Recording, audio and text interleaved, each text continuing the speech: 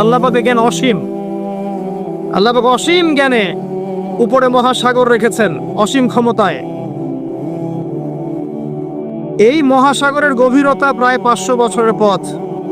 এর উপরে আছে আল্লাহ পাকের আরশে আজিম,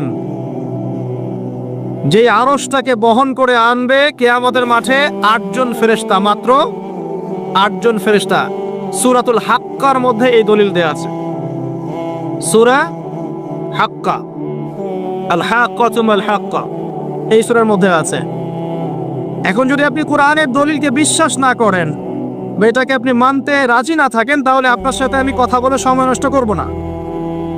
কারণ আল্লাহ পাক বলেছেন, ইবাদুর রহমানিল্লাযীনা ইয়ামশুনা আলাল আরদি হাওনা, রহমানের বান্দা যারা, তারা পৃথিবীতে নম্রভাবে চলাফেরা করে। ওয়া ইযা খাতাবাহুমুল জাহিলুন, যখন জাহেল অজ্ঞদের সাথে তাদের সাক্ষাৎ হয়, জাহেলরা তর্ক করতে আসে, আল্লাহর বান্দারা বলে সালামুন আলাইক, তোমাদের উপর শান্তি বর্ষিত হোক। লা নাবতাগিল জাহিলুন, আমরা জাহেলদের সাথে তর্ক করি না। আপনি যদি বলেন যে আমি কোরআনের দলিল মানি না, তাহলে আমি আপনার সাথে কথা বলে সময় নষ্ট করব না। লাকুম দীনুকুম ওয়ালিয়া দিন, আপনার দর্শন আপনার, আমার দিন আমার। তোমরা কি আমাদের মাঠে একত্রিত হবে, ফায়ুনাব্বিউকুম বিমা কুনতুম তা'মালুন, এবং আল্লাহ পাক সেদিন জানিয়ে দিবেন কে সত্য ছিল কে মিথ্যা, কে হক ছিল কে বাতিল, কে সঠিক ছিল কে বেঠিক। দুনিয়ার জীবনে সবকিছুর প্রমাণ হবে না এবং সবকিছুর ফয়সালাও দুনিয়াতে হবে না। আমরা আগে ভাবতাম যে কিয়ামতের মাঠের কি প্রয়োজন ছিল, বিপদের মধ্যে আছি আমরা, কিয়ামতের মাঠের কি দরকার ছিল। উঠতে হবে 500 বছর, অন্য হাদিসে এসেছে 50,000 বছর দাঁড়িয়ে থাকতে হবে, ঘাম ঝরতে থাকবে, আমল নামা, ডান হাত বাম হাত, পুলসিরাত, মিজান, কত সমস্যা। কি প্রয়োজন ছিল কিয়ামতের মাঠের? যত দিন যাচ্ছে এবং যত বিশ্বকে চিনতে শিখেছি, তত বুঝতে পারছি যে কিয়ামতের মাঠ আছে বলেই কোনো জালেম জুলুম করে পার পাবে না। ভাগ্য ভালো যে কিয়ামতের মাঠটা আছে, এই কারণেই কোনো মাজলুমের অধিকার খর্ব হবে না ইনশাআল্লাহ। সবকিছুর ফয়সালা দুনিয়াতে হবে না, আপনি সবকিছু দুনিয়াতে ডিল করতে পারবেন না। যাই হোক, যদি কোরআন মানতে আপত্তি থাকে তাহলে তর্ক করে সময় নষ্ট করতে যায়েন না। আপনি আপনার গতিতে কাজ করেন, যারা অস্বীকারী তারা তাদের গতিতে কাজ করবে। যাই হোক, সূরা হাক্কার মধ্যে বলা আছে 8 জন ফেরেশতা আরশে আজিম টেনে নিয়ে আসবে কিয়ামতের মাঠে। যে প্রসঙ্গে কথাটা বলতে চাচ্ছি সেটা হচ্ছে, আল্লাহ পাক এই কিয়ামতের মাঠে 7 শ্রেণীর মানুষকে আরশের ছায়ায় ছায়া দিবেন। খুশি হলেন না? কিয়ামতের মাঠে আল্লাহ পাক 7 শ্রেণীর মানুষকে এই আরশের ছায়ায় ছায়া দিবেন। আমরা কি তাদের অন্তর্ভুক্ত হতে চাই? চান না? এই হাদিসে এসেছে সহিহ বুখারীর মধ্যে 660 নম্বর হাদিস, সহিহ মুসলিমের মধ্যে হাদিসটা আছে।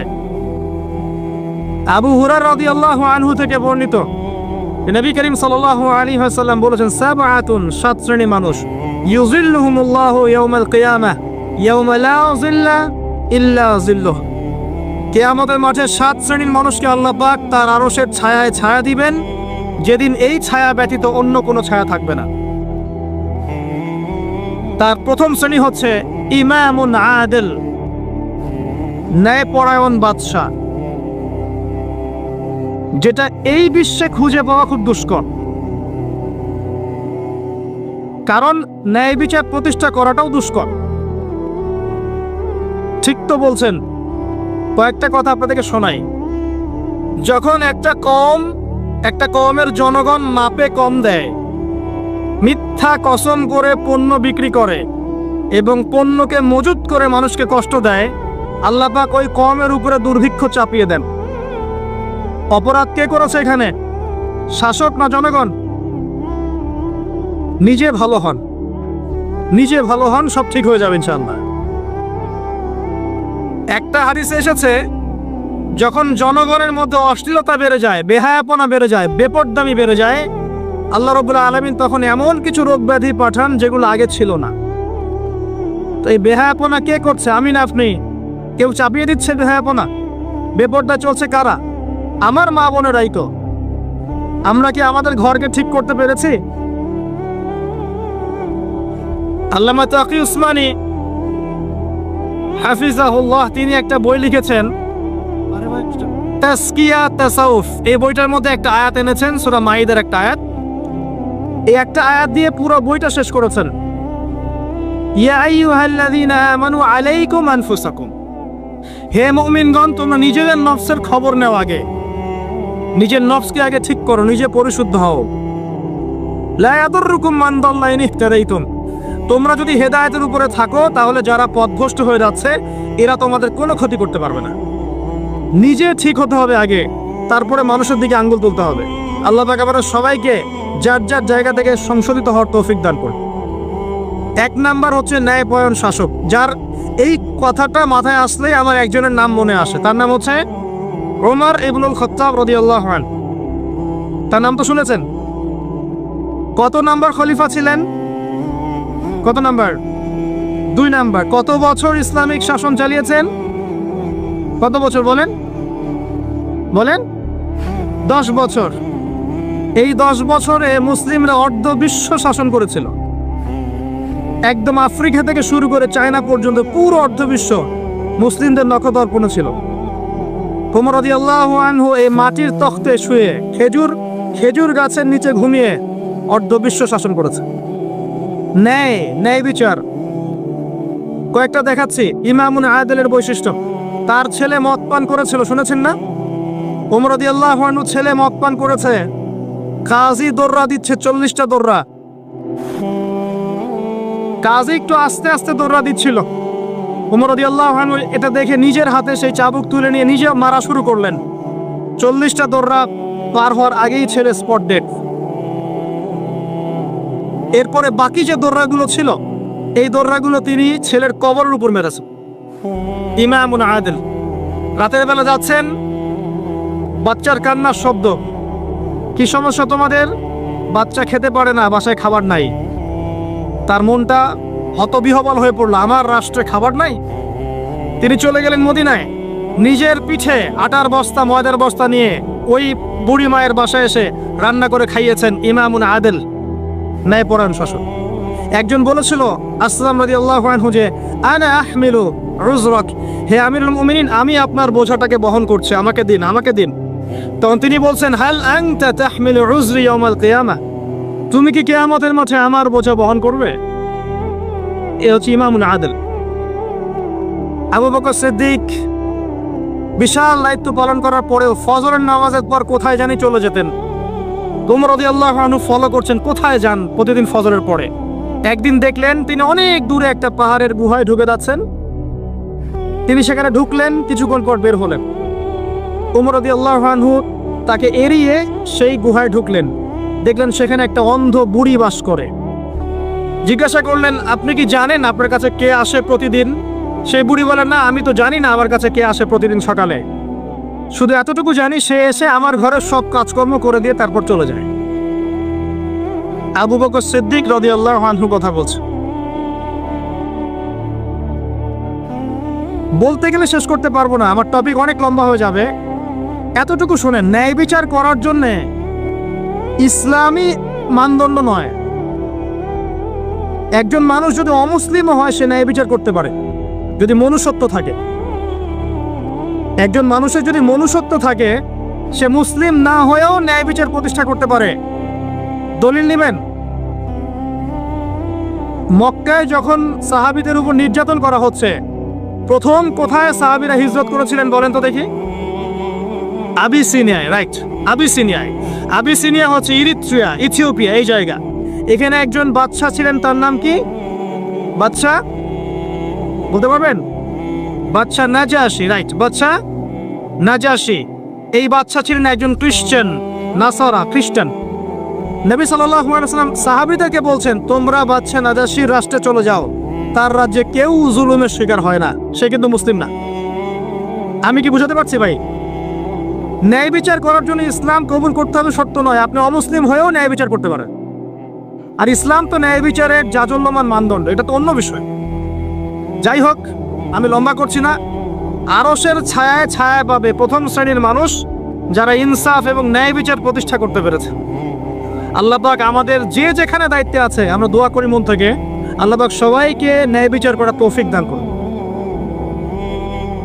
2 নাম্বার শ্রেণী যারা আরশের ছায়া ছায়া পাবে তারা হচ্ছে ওয়াশাবুন, এমন যুবক নাশাআ ফি ইবাদাতিল্লাহি তাআলা, যে ব্যক্তি আল্লাহর ইবাদতে তার যৌবনকালকে কাটিয়ে দিয়েছে।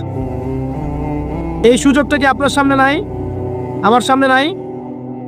আল্লাহর জন্য জীবন কাটিয়ে দেন মানে কি?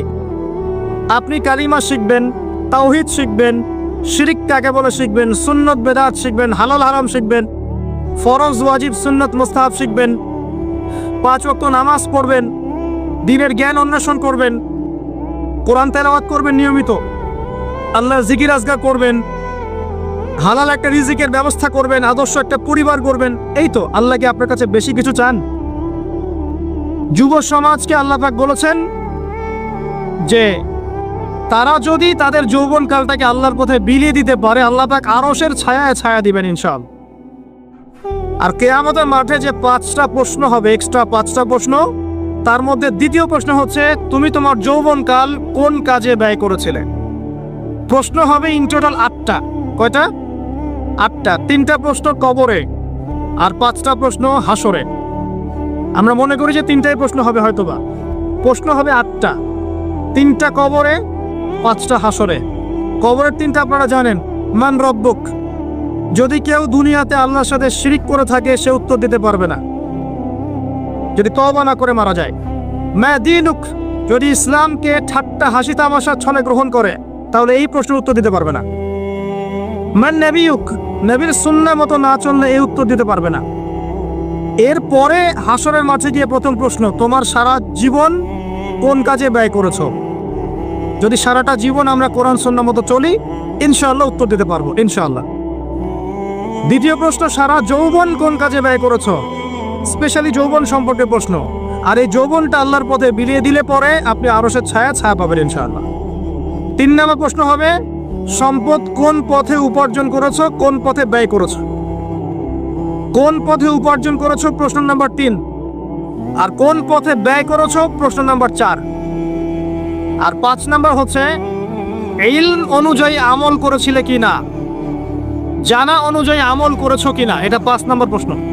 এই 5টা হচ্ছে হাসরের মাঠের স্পেশাল প্রশ্ন, যার মধ্যে 2 নাম্বারটা হচ্ছে যৌবনকাল সম্পর্কে, তোমার যৌবন কোন কাজে ব্যয় করেছো।